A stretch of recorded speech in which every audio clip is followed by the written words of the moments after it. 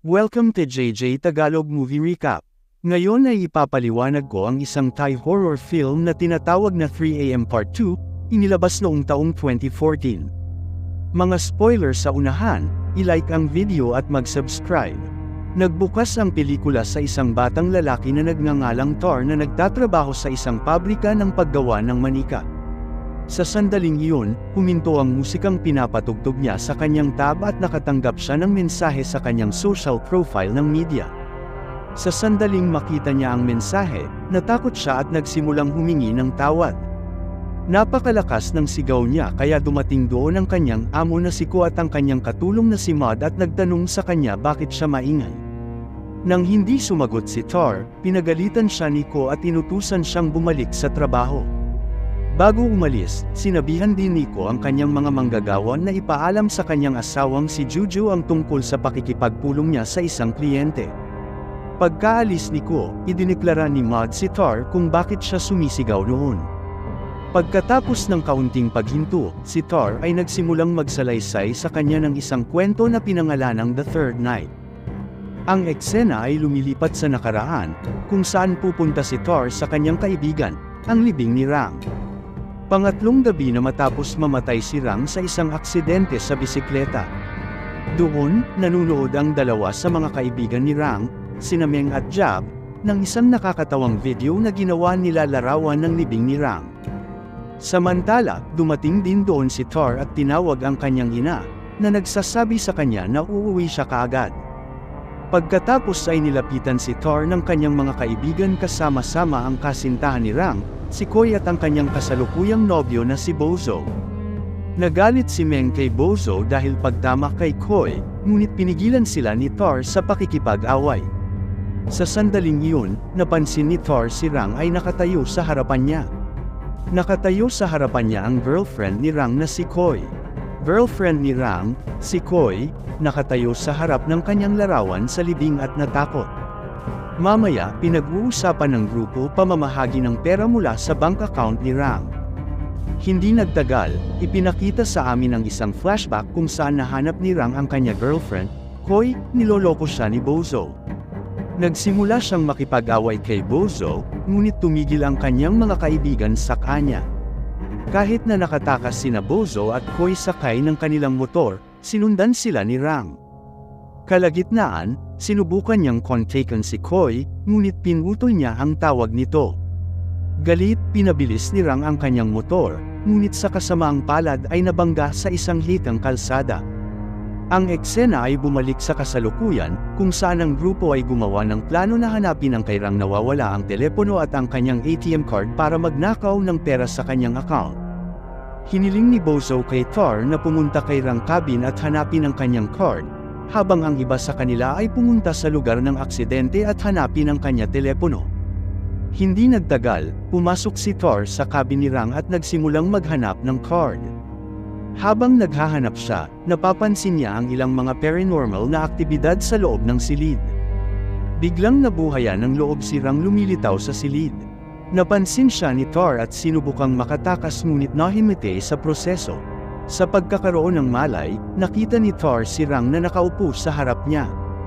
Natatakot, sinabi niya kay Rang na siya hinahangaan siya at hindi kailanman nag-isip ng masama tungkol sa kanya. Tinanong ni Rang si Tor kung bakit niya gustong kumuha ng pera mula sa kanyang account. Bilang tugon, ibinunyag ni Tor na gusto lang niya ang pera upang gamutin ang kanyang inasakit. Pagkarinig nito, pinahintulutan ng espiritu ni Rang si Tor na kunin ang pera na kailangan niya ngunit nagmumungkahi din para hindi siya maging gawaman. Pagkatapos nito, muling nagising si Rang, at napagtanto na ang lahat ay panaginip niya.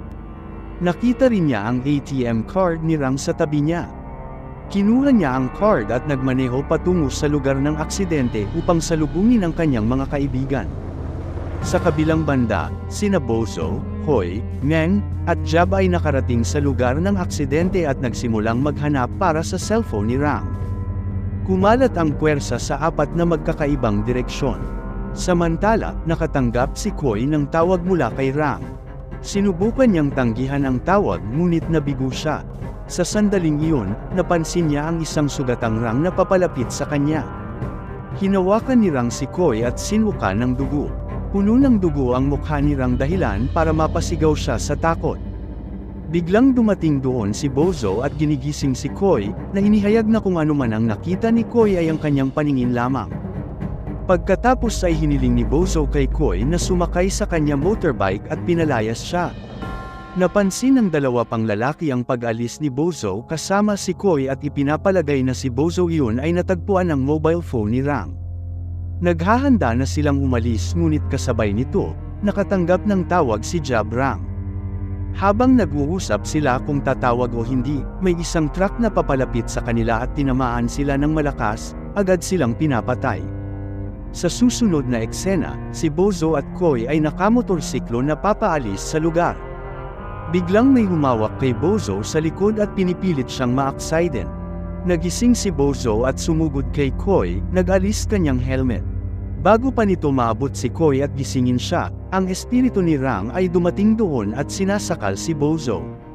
Maya-maya, pilit na tinulak ni Rang si Bozo sa umiikot na gulong ng motor at inalis sa kanya. Pagkaraan ng ilang oras, nagkamalay si Koi at natagpo ang patay na si Bozo. Saktong dumating si Tar doon at nagtatanong, sa kasamaang palad, nang maglakad si Koi patungo sa Tar, nabangga siya ng mabilis na umaandar na sasakyan at namatay. Kinuha ng isang natakot na Tar ang mobile phone ni Rang mula sa kanya at tumakas. Kinabukasan, dumating si Tar sa isang ATM para mag-withdraw ng pera mula sa account ni Rang. Sa una, siya ay pumasok sa halagang kailangan niya para sa pagpapagamot ng kanyang ina at madali itong makuha. Ngunit kapag siya ay naging matako at pagpasok ng higit pa, isang mensahe ang nagpa-pop up na nagpapalam sa kanya na ang password para sa account ay nabago. Nababaliw ang Tar, sumisigaw na hindi niya pinalitan ang password, ngunit sa sandaling iyon, dumating ang espiritu ni Rang sa kanyang harapan. Bumalik ang eksena sa kasalukuyan, kung saan isinalaysay ni Tar ang kwento kay Maud. Bilang sila nagsasalita, dumating doon ang isang gutom na sikaw at hiniling kay Tar na magdala ng pagkain para sa kanya. Pagkatapos umalis ni Tar, umupo siya kasama si Maud na gumagawa ng itaas na bahagi ng isang manika, na dinisenyo bilang isang madre. Tinanong ni Maud si Kao kung bakit gusto ng kanyang kliyente na idinisenyo ang madre bilang isang manika. Bilang tugon, sinabi sa kanya ni Kao na ang madre ay hindi isang ordinaryo ngunit napakalakas. Pagkatapos nito, nagsimulan na siyang magkwento ng madre. Ang pangalawang kwento ay tinatawag na The Covenant. Sa simula ng kwento, ang isang babae na nagngangalang Lennon ay pagkukwento sa kanyang mga kaibigan tungkol sa isang madre na nagtatrabaho sa isang simbahan. Binanggit niya na itinalaga siya ng madre buhay para sa Diyos at kilala rin bilang nobya ng Diyos. Sinabi sa kanila ni Lennon na isang araw, ang madre ay umibig sa isang tagalabas at nagsimulang tumugtog ng piano. Hindi nagtagal ay napagtanto ng madre na siya gumawa ng isang malaking pagkakamali sa pamamagitan ng pagtataksil sa Diyos. Nakonsensya, pumili siya ng baril at binaril ang sarili. Kahit pagkamatay niya, nagpatuloy ang katawan ng madre sa pagtugtog ng piano. Sa wakas, binanggit ni Lennon na upang gumawa ng isang kahilingan sa walang ulo na madre, ang isa ay dapat magsagawa ng isang ritual at kumpletuhin ito. Binigyang diin din niya na kung hindi makumplito ng isa ang ritual, gagawin niya ito patay. Sa sumunod na eksena, isa pang babae, si Kim, ang nag-propose sa kanyang kasintahan, si Mai, at tinanggap niya. Sa katunayan, silang tatlo, sina Kim, Mai, at Lennon ay mga tomboy. Habang sina Kim at Mai ay nag-e-enjoy sa kanila oras, dumating doon si Lennon, na pinuputol ang kanilang romantikong sandali. Pagkatapos, pagbukas ni Kim ng locker, may nakita siyang kalapati na walang ulo sa loob. Nang makita niya ito, natakot siya at bumagsak sa sahig. Mula sa locker, nakita rin niya ang kay Lennon Pulse Heiress at ipinapalagay na siya ang may pananagutan dito. Kasunod nito, dumiretso siya kay Lennon at sumigaw sa kanya. Gayunpaman, sumagot si Lennon na wala siyang nagawa. Dito, malalaman natin yan dati, magkaibigan sina Lennon at Kim. Gayunpaman, nagsimula silang maghiwalay nang si Lennon nagsimulang magkagusto kay Kim, ngunit ang huli ay umibig kay Mai. Sa susunod na eksena, pumunta si Kim sa simbahan upang isagawa ang ritual para sa madre, sinusubukan na makakuha ng pag-ibig mula kay Mai. Sa kasamaang palad, si Kim ay isang magagawang kumpletuhin ang ritual habang ang piano ay natigil. Nang tingnan niya ang piano, nakita niya ang isang bangkay sa loob. Sa takot, tumakbo siya palayo roon at dumiretso kay Mai, ipinaalam sa kanya ang tungkol sa hindi kumpletong ritual na ginawa niya. Nang marinig ito, iminungkahi ni Mai na bumalik sila sa simbahan ng 3 AM maya-maya. Dumating ang dalawa sa simbahan at sinimulan ang ritual. Kasabay nito ang pagdating ni Lennon doon at pinaalis siya ni Kim. Ngunit sa kanyang pagtataka, isiniwalat ni Lennon na sila ni Mai ay magkasintahan at she devised the whole plan against Kim as she betrayed her before. Habang nag-uusap sila ay biglang sumulpot doon ang madre at kinaladkad si Mai sa dilim. Sinusubukan nilang dalawa iligtas si Mai, ngunit nahuli ng madre si Lennon at pinugutan ng ulo si Kim sa pamamagitan ng paghampas ng kanyang ulo sa piano. Kinikilabutan sa pangyayari, nagmamadaling umalis si Mai sa kanyang sasakyan. Pero habang nagmamaneho siya natama ng isang batang babae na naglalakad sa kalsada. Ang babae ay walang iba kundi si Chloe mula sa unang kwento. Mamaya, may naaksidente din at namatay. Lumipat ang eksena sa simbahan kung saan ang bangkay ni Kim nagsimula ng tumugtog ng piano at sinamahan siya ng madre. Si Lennon, na nakasaksi sa lahat ng ito, ay natakot. Kapag lumipat ang eksena sa kasalukuyan, si Lennon ay sa grupo ng mga tao na pumunta sa pagawaan ng mga manika upang kunin ang manika ng madre.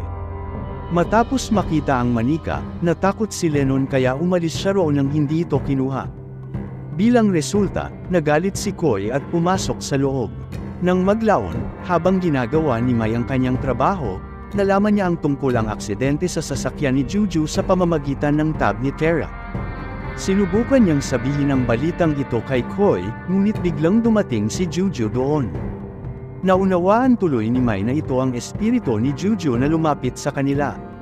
Muli niyang sinubukang ipaalam kay Chloe ang tungkol sa aksidente ni Juju, ngunit nabigo. Dahil dito, iniwan niya ang tab sa harap ni Chloe at naglakad palayo. Pagkaraan ng ilang oras, bumalik si Mai upang iligtas si Chloe mula kay Juju, ngunit natagpuan siyang nagsisinungaling sa lupa na walang malay. Nagluluksa si Mai sa pagkamatay ng kanyang may-ari, ngunit biglang bumangon si Chloe, natakot ang buhay ni Mai. Pagkatapos ay isiniwalat ni Chloe na nag-iinarte lang siya dahil nakita rin niya ang balita tungkol kay Juju aksidente.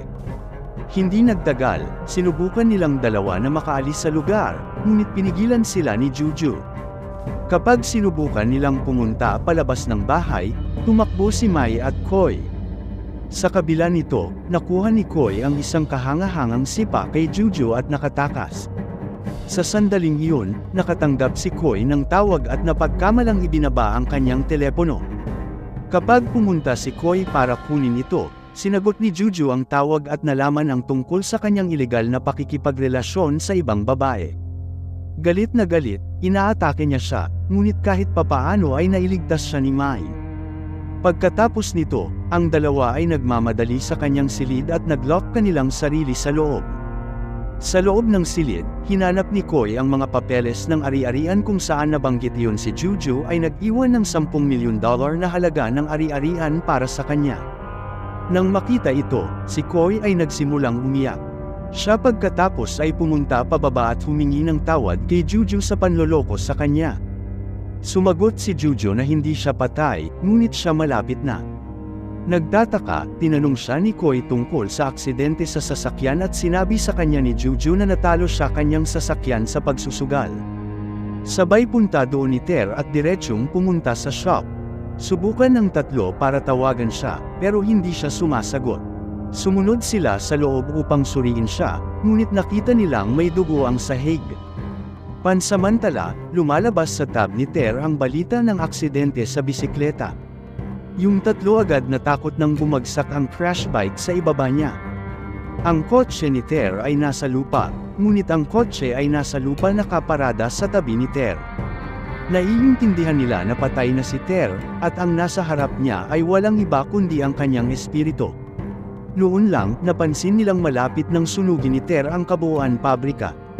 Sa isang desperasyon, ibinigay ni Maud kay Ter ang larawan ng kanyang ina at hiniling na umalis, ngunit hindi siya pinakinggan ni Ter. Patuloy na sinisindi ni Ter ang apoy at lumabas ng bahay para masunog.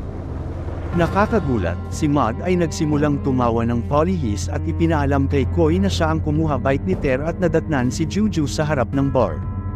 Binanggit din niya na binigyan siya ng elevator ngunit nakilala na ikinamatay nilang dalawa. Kasabay nito, nakita ni Koi na hinihila ni Ter ang kanyang katawan at napagtanto yun patay na patay sa pagkakahiga sa sahig kanina. Sa huling eksena, sinunog din ni Ter ang money which he had withdrawn from Ranji's account because he has finally understand that greed is hindi maganda. Nang aalis na siya, sumabog ang isang silindro ng gas sa loob ng bahay at ikinamatay niya. Ang pelikula natapos nang dumating doon ang espiritu ni Rang at isinakay si Ter sa isang bisikleta.